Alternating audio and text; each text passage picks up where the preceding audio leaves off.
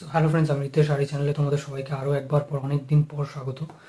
তো এই চ্যানেলে আমরা অনেক দিন ধরে ভিডিও বানাইনি, তো আজকে আমি ভিডিও বানাতে চলেছি বর্ডার গাভাস্কার ট্রফি নিয়ে, যেটা গতকাল থেকে শুরু হয়ে গেছে। তো বর্ডার গাভাস্কার ট্রফি কিন্তু জমে উঠেছে, একেবারে জমে উঠেছে। তো বর্ডার গাভাস্কার ট্রফির কথা যদি বলি, শুধু বর্ডার গাভাস্কার ট্রফি নেই, এছাড়াও আমরা কথা বলবো হচ্ছে আগামীকাল আইপিএলের অকশন নিয়ে। তো আগামীকাল সৌদি আরবিয়ার রিয়াদে হতে চলেছে অকশন, আগামীকাল এবং তার পরের দিনই অকশন হবে। তো চলো ভিডিও শুরু করা যাক। সবার প্রথমে যদি বর্ডার গাভাস্কার ট্রফির কথা বলি, তো বর্ডার গাভাস্কার ট্রফিতে ইন্ডিয়া টসে জিতে ব্যাটিং করার সিদ্ধান্ত নেয়। তো ইন্ডিয়ার টিম সিলেকশন নিয়ে যথেষ্ট বেশি কোয়েশ্চেন মার্ক রয়েছে। যেমন এই টিমে আশ্বিন নেই, জাদেজা নেই, অভিমন্যু ঈশ্বরন নেই, রোহিত শর্মা চোটের কারণে খেলছে না, শুভমান গিল চোটের কারণে খেলছে না, তার জন্য যশস্বী আর KL রাহুল ওপেন করছে, সেটা মানা যায়। বাট দেবদূত পাডিক্কাল ইংল্যান্ডের সাথে খেলেনি, গত নিউজিল্যান্ডের সিরিজেও খেলেনি। দেবদূত পাডিক্কালকে হঠাৎ করে চান্স দিয়ে দিল অস্ট্রেলিয়ার পিচে, তো সেটা একটু কোয়েশ্চেনেবল। আর অভিমন্যু ঈশ্বর এতদিন ধরে ভালো খেলে যাচ্ছে, টেস্টে তার 50 করে অ্যাভারেজ রয়েছে। যদি আমি ফার্স্ট ক্লাসের কথা বলি, তাহলে তাকে খেলানো হলো না। তো টিম সিলেকশন একদিকে, কিন্তু ইন্ডিয়া টসে জিতে ব্যাটিং করার সিদ্ধান্ত নেয়, যেটা অনেকটা ঠিক ডিসিশন বলেই আমার মনে হয়েছিল। কারণ এই পিচে প্যাট কামিন্স টসে জিতে বলেছিল, আমরা টসে হেরে বলেছিল যে আমরা বোলিং করে খুশি, বোলিং পেয়ে খুশি। বাট টসে জিতে এইখানে ব্যাটিং করা এই কারণে ঠিক, কারণ গত যদি আমরা 4টে টেস্টের কথা দেখি, টেস্টে কিন্তু যারা ব্যাটিং করেছে তারাই জিতেছে। তো বুমরা এইবার প্রথমবারের জন্য অ্যাজ আ ফুল ক্যাপ্টেন হিসেবে নামলো। তো বুমরার বোলিংয়ের কথা যদি বলি, বুমরা দুর্দান্ত বোলিং করে, সেটা সেকেন্ড ইনিংসে। তার আগে ইন্ডিয়া 150 রানের মধ্যে অল আউট হয়ে যায়, খুবই খারাপ ব্যাটিং। যদি আমি যশস্বী জয়সওয়ালের কথা বলি, জয়সওয়াল কিন্তু 0 রান করেই আউট হয়ে যায়। অন্যদিকে KL রাহুল কিছুটা খেলে ভালো, কিন্তু বলে এত বাউন্স খেলছিল পিচের মধ্যে, যার জন্য প্রচুর অসুবিধা হয় ব্যাটসম্যানদের খেলতে। যেমন বিরাট কোহলিও 5 রান করে আউট হয়ে যায়। KL রাহুলের কথা যদি বলি, সে 26 রান করতে পারে কি কোনো রকমে, 74 বল খেলে, কিন্তু সেও আউট হয়ে যায় ফার্স্ট ইনিংসে। তারপর ঋষভ পান্ত একটু মোটামুটি ধরে মেরে খেলে এবং 37 রানে একটা ভালো ইনিংস খেলে, কিন্তু এছাড়া কোনো ব্যাটসম্যান টিকতে পারে না। পরের দিকে নীতিশ কুমার রেড্ডি এসে 41 রানে একটা ভালো ইনিংস খেলে। হ্যাঁ, KL রাহুলের আউটটা নিয়ে যথেষ্ট সংশয় ছিল, আমার মনে হয়েছিল যে সেটা আউট নয়, আর সেটা হয়তো অনেকেরই মনে হয়েছিল আউট নয়। যারা যাদের মনে হয়েছিল ওটা আউট কিংবা আউট নয়, তারা কমেন্ট সেকশনে লিখে জানাও যে তোমাদের কি বক্তব্য KL রাহুলের ডিসমিসালটা নিয়ে।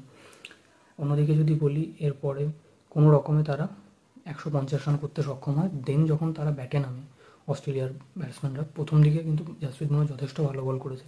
প্রথম দিকে কি পুরো ইনিংস ধরেই ভালো বল করে। প্রথমেই আউট হয়ে যায় আমাদের ম্যাক্সওয়েনি, যে নতুন ডেবিউ করলো এই ম্যাচে। তারপরে আউট হয়ে যায় খাওয়া যাও, তাড়াতাড়ি আউট হয়ে যায়। লাবুসানে তো 52 বলে 2 করে, লাবুসানের সাথে একটা কড়া টক্কর হতে চলেছে ওই পুরো সিরিজের মধ্যে, কারণ সে খুব স্লেজ করে আমরা জানি। তো লাবুসানে তাড়াতাড়ি আউট হয়ে যায়, 52 বলে 2 রান করে আউট হয়ে যায়। স্টিভ স্মিথও আউট হয়ে যায়।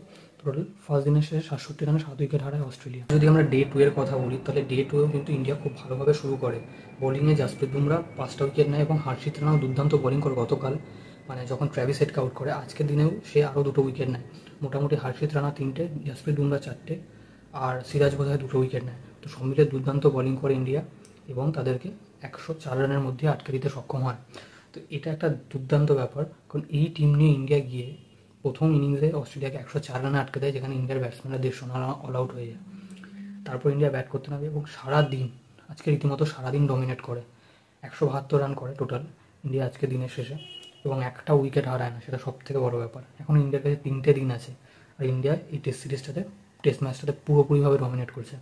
4-1 যদি ইন্ডিয়া জিততে পারে, টেস্ট চ্যাম্পিয়নশিপের ফাইনালে কিন্তু ইন্ডিয়া পৌঁছাবে। তো এটা খুবই এক্সাইটিং হতে চলেছে যে বাকি 3টে ম্যাচ এই সিরিজের।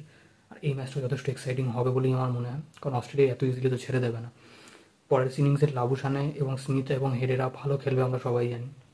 কিন্তু এই ম্যাচটাতে আপাতত ইন্ডিয়া ডমিনেট করছে, যেখানে জয়সওয়ালের সাথে লাবুসানা একটা সিন ছিল, যেখানে বলতে গেলে একদম সিনেমার মতন, যে ওকে আউট করার চেষ্টা করছে, ও স্টাম্পের বাইরে দাঁড়িয়ে আছে, তো ওখানে ও বল ছোড়ার ভান করছে, ও পায়ে কোনো ভান করছে। তো এই জিনিসটা দেখার মতোই ছিল। তো সব মিলিয়ে জয়সওয়াল দুর্দান্ত খেলে, 193 বলে 90 রান করে, এবং KL রাহুলও মোটামুটি 62 রান করে 153 বলে। তো দুজনই দারুণ পারফরমেন্স করে, এবং দেখার বিষয় যে বাকি 3 দিনে এই টেস্ট ম্যাচটা কীরকম খেলা দেখায়। আশা করছি এই ম্যাচটা 5 নম্বর দিন পর্যন্ত যাবে না হয়তো, যদি ইন্ডিয়া 400 রান না বানায় বা অস্ট্রেলিয়া যদি ভালো টক্কর না দেয়। আশা করছি এই ম্যাচটা ডে 4-এর মধ্যে শেষ হয়ে যাবে, এবং এই ম্যাচটা হয়তো ইন্ডিয়ার দিকেই আসছে। এবার দেখার বিষয় যে কী হয় কালকে সকালে। এবার যদি আমি আগামীকালের অকশন নিয়ে বলি, তো আগামীকাল এবং তার পরের দিন হতে চলে আছে IPL 2025-এর অকশন। তো এই অকশনে কোন 5টা প্লেয়ারের উপর সব থেকে বেশি নজর থাকবে, খুবই এক্সাইটিং হতে চলেছে অকশন। পাঞ্জাব তো একদম পয়সা ছড়িয়ে কিনবে, অন্যান্য টিমের থেকে পাঞ্জাবের কাছে পার্স বেশি আছে, এবং কলকাতার হায়দ্রাবাদ এইসব টিমও যথেষ্ট ভালো পার্স নিয়ে বসে নেই। তো অন্যদিকে চেন্নাইয়ের কথা যদি বলি, চেন্নাইয়ের কাছে খুব বেশি টাকা পড়েনি, 55 কোটি মতন আছে। হায়দ্রাবাদের কাছে 45 কোটি, আর কলকাতার কাছেও মোটামুটি 50 কোটি নিয়ে আছে। পাঞ্জাব যদি চায় ঋষভ পান্তের পেছনে 30 থেকে 35 কোটি টাকাও ঢালতে পারে। আর আমার মনে হয় ঋষভ পান্ত এই অপশনের সব থেকে দামি প্লেয়ার হতে চলেছে, 25 থেকে 30 কোটি তো সে পাবেই, আমার প্রেডিকশন। এবার তোমাদের কী মনে হয় সেটা কমেন্ট সেকশনে লিখে জানাও। অন্যদিকে যদি বলি, শ্রেয়াস আইয়ারেরও দাম অনেকটা বেশি উঠতে পারে। শ্রেয়াস আইয়ারকে আরটিএমে কেকেআরও কিনতে পারে যদি তার প্রাইস বেশি না হয়, মানে 15 কোটির মধ্যে থাকে। অন্যদিকে Marcus Stoinis, Sam Curran, Josh Butler, Phil Salt, KL Rahul, এদের দামও অনেকটা বেশি হতে পারে। তো আমার হিসাবে যে 5 জনের সব থেকে বেশি দাম হতে পারে তারা হলো, এক হচ্ছে ঋষভ পান্ত, যে 24 থেকে 26 কোটির মধ্যে তার দাম যাবে, এটা আমার প্রেডিকশন। এরপর হচ্ছে কেএল রাহুল, যার 20 থেকে 24 কোটির মধ্যে দাম থাকবে। জশ বাটলার 18 থেকে 22 কোটি। তারপরে থাকবে হচ্ছে ঈশান কিষান, যার হতে পারে অন্তত 20 কোটি, 20 থেকে 22। শ্রেয়াস আইয়ার 18 থেকে 20। তো এই 5টা প্লেয়ারের দাম সব থেকে বেশি হতে চলেছে বলে আমার মনে হয়। এছাড়া ফিল সল্টও হতে পারে, ফিল সল্টকেও 17 থেকে 18 কোটি যাবে বলে মনে হয়। তো এখন দেখার বিষয় যে কালকের অকশানে কী হয়। খুবই এক্সাইটিং আমি কালকের অকশানই আর কালকের বিজিটি নিয়ে। 2:50 বিজিটি শেষ হচ্ছে, 3টে থেকে অকশান শুরু। তো তোমরা সবাই রেডি থেকো, কালকে আবার ভিডিও আসছে। তো চলো, গুড নাইট।